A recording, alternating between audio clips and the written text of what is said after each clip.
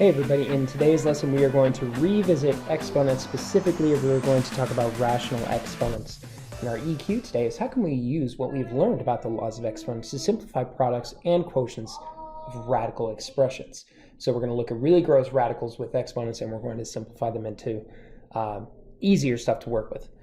Now, first thing we need to remember is a couple of different definitions. The first one is rational number, and that's a number that can be written as a fraction. You should see in the root of that word rational is the word ratio. Ratio is just another idea of fraction. So even the number 5, that's something that can be written as a ratio or a fraction. That's 5 over 1. The number 0.3 repeating with a bar over it. There's another way that you can write that too. Repeating decimals may have a dot over it. That's just another bit of notation that we see commonly in IB. And these things are all the same as 1/3. So even non-terminating but repeating decimals can be still written as a fraction. And if that's the case, then it's a rational number because it's a ratio. Numbers that are irrational, these are things that we cannot write as a fraction. These would be surds, like we talked about, that were not able to be simplified any further, like taking square roots of prime numbers. Or we maybe have something like square root of 2. That was another one. Everybody's favorite pi is an irrational number. It's something that goes on and on and on forever as a decimal, and it never stops. And you'll even see in the next lecture there's a new irrational number, and that is called e, the natural number. So how does this relate to what we are talking about? Okay, well, we can write radical expressions with rational exponents. So what is a radical expression? Well, this is a radical expression. It's anything with a surd or a radical in it, and we read this as the nth root of a, where n can be any number, really. Now, most commonly, you see the square root. And you say, wait, there is no index there. I've never seen an index inside of that. Well, that's because your index is the most common one, and that is 2. Okay, so that's the square root of a. If we were looking at something like the cube root of 8, then our index is 3, and our base, or our radicand, is 8. So that tells us that the n is called the index. It tells us which root we are actually taking of a number, and the number that we are taking the root of, that is known as our radicand. So what we can do with these radical expressions is we can think of any radicand as having an exponent, and then the index can also be considered as part of your exponent. And the way that we would think about it is the exponent is going to be, the exponent of the radicand is going to be your numerator,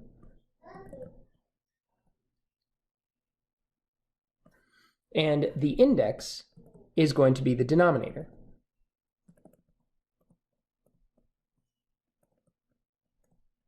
So here we have the nth root of a. Really, there is a 1 here because there's one factor of a. So it's a to the first power, and we're taking the nth root of that, so that's a to the 1 over n.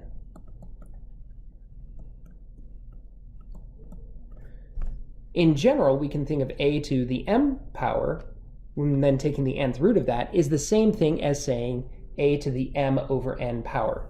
Again, we can look at an example of this. If we were saying, what's the square root of 5? That's the same thing as writing this. The index is 2, and the power that is associated with 5 is just 1. And that means we can write that as a rational exponent expression, 5 to the 1/2 power. Those two things are equivalent. Now, radicals can be rewritten as rational exponents where the index n is even.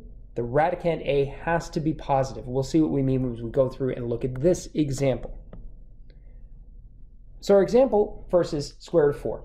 Well, what's the square root of 4? You guys have known this for years. It's 2, right? And why is that? Because 2 squared is equal to 4. The square of 4 is 2. And we know, even though there's no index there, that index is actually 2. Okay? Same thing here. We would say, what is the square root, or the second root of -4? Well, this is where the second part of this definition comes in. Our a radicand is not positive. Our radicand is now -4. What happens if we have a negative radicand and the index is even? we are going to have an imaginary number. Okay? So what is it? It's 2i, because remember we talked about I being the imaginary number is the square root of -1. So we can think about the square root of -4 as being the square root of 4 times the square root of -1. Well, we know what the square root of 4 is. We just talked about it. That's 2. And then the square root of -1 is the same thing as I. We know that it is definitely not 2 or it's not -2 because what's -2 squared?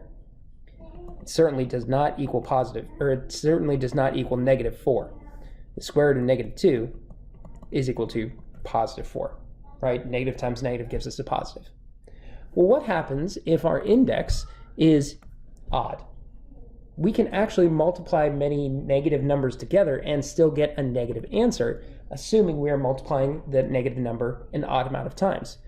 So what's the answer to this question? The cube root, or the third root of -8, is -2, because -2 times -2 times -2 does indeed equal -8. Then our last one, 16. We want to take the fourth root of 16. What's that going to equal? 2. Because 2 to the fourth power is equal to 16.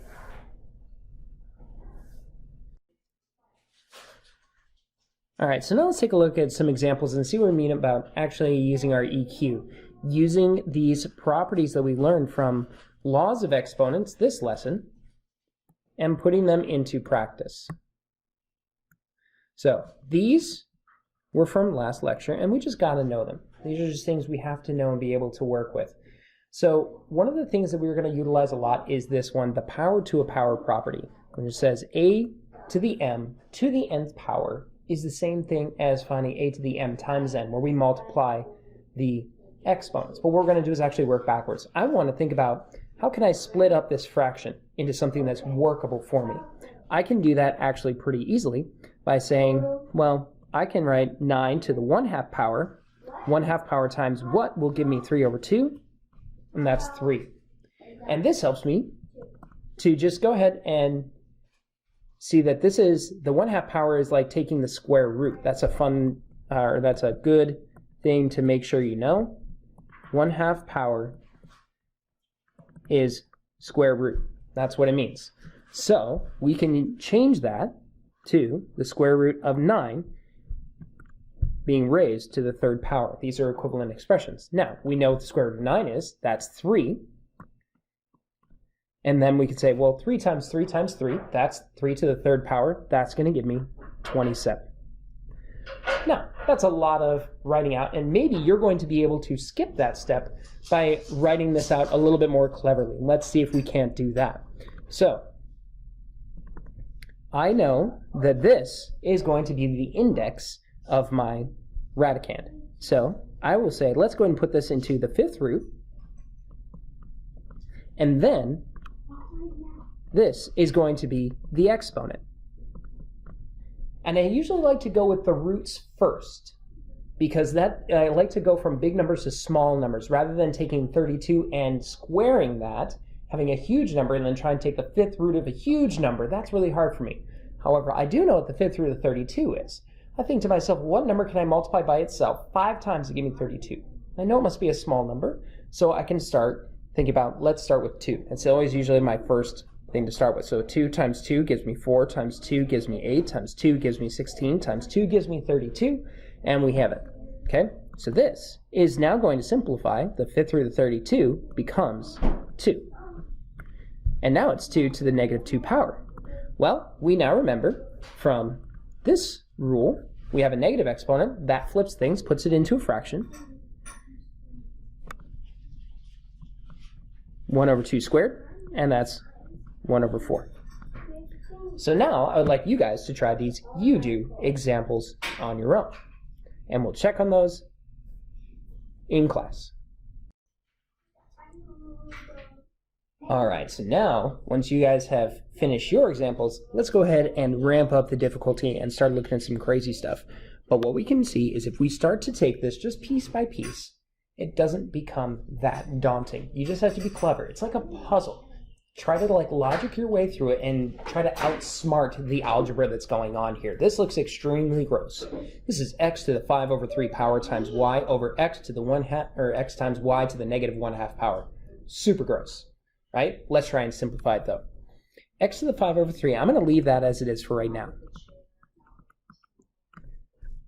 But this y term, it's y to the first power. So I want to think about how can I write that as an equivalent fraction where I'm going to use this exponent, negative 1/2. I want to think, how can I write y to the first with the same thing as a base over 2? Well, what divided by 2 gives me this power of 1, and that is 2. So y to the 2 over 2, that's the same thing as y over 1. That helps. Now, we want to do the same thing with x, but we want to utilize that with this, 5 over 3. So that means I need to write with the same denominator, 3, and this is supposed to be x to the first power, so what divided by 3 gives me 1, and that is 3. Now our y to the negative 1/2, we're just going to leave that as it is, okay? Now, let's use some of those properties that we had before from section 2.2. If you don't remember them, let's scroll back up and start to see what can I use in order to simplify. Well, I remember this one. This is what I see that kind of closely matches the problem that I'm looking at. I have fractions with the same base in the numerator and denominator. That means I can subtract their exponents. So let's go ahead and do that. So I have x to the 5 over 3. It's in the numerator, so that fraction stays positive. But then the denominator had this fraction of 3 over 3. So those are the negative exponents. Then we have times y to the 2 over 2. That's the positive exponents.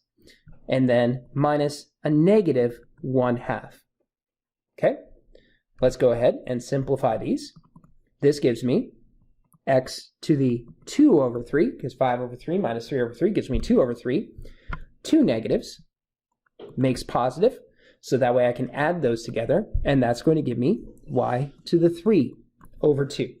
These fractions can't be reduced any further, and there's nothing to evaluate since they're the x and y values, and this is a perfectly acceptable form to write it as. If you wanted to, and maybe as a challenge, you can try to write these as a radical expression if you want. Go ahead and do that, and you can check with me in class if you want to try it out. Now seeing this example, see what you can do with example number 4. Try that one on your own.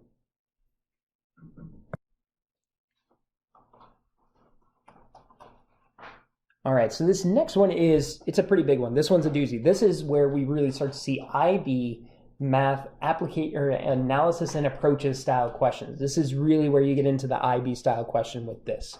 This is the kind of thing you would see on maybe an external assessment or definitely in your cognitive textbook. Let's take a look at example 5 together.